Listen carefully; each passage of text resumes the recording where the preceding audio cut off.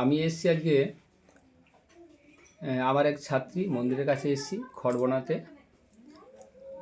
ও দীর্ঘদিন ধরে মাথার যন্ত্রণায় ভুগছিল, মাইগ্রেনে। তো এর আগে অনেক ডাক্তার দেখিয়েছিল, তারপর আমার চিকিৎসায়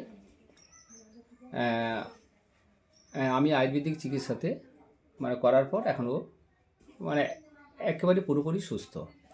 তো তার আগে আমি কিছু কথা শুনে নেবো মন্দিরের কাছ থেকে, যে কী কী অসুবিধা হতো বা এসব ব্যাপারে বল। আমার এই মাথা ব্যথাটা পুরো 1 বছর ধরে শুরু হয়েছিল, কিন্তু অনেক ডাক্তার দেখানোর পরও সেই মাথা ব্যথা কমেনি। যত বড় বড় ডাক্তার হয় 7 থেকে 8টা চেম্বারে ডাক্তার দেখানো হয়েছিল, নার্সিংহোম যাওয়া হয়েছিল, কিন্তু কোনো জায়গাতেই এই মাথা ব্যথা কমেনি। আর অনেক ওষুধও খাওয়া হয়েছিল, এক একটা ডাক্তারের ফিস ছিল 1500-2000, কিন্তু কোনো ডাক্তারের ওষুধ খেয়ে আমার ব্যথা সারেনি।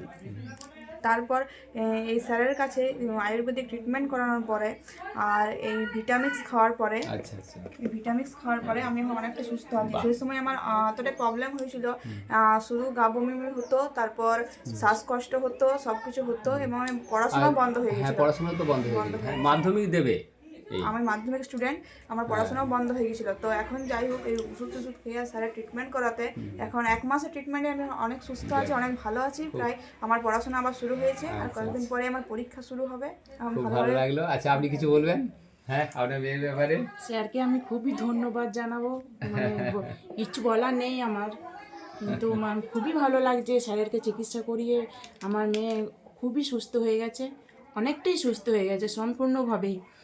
তো যাই, আমার খুব চিন্তা লেগেছিল যে কীভাবে মেয়েটা পরীক্ষা বসতে পারবে কি না। মাধ্যমিক পরীক্ষা তো খুবই আমাদের টেনশন হচ্ছিল সবারই আমাদের।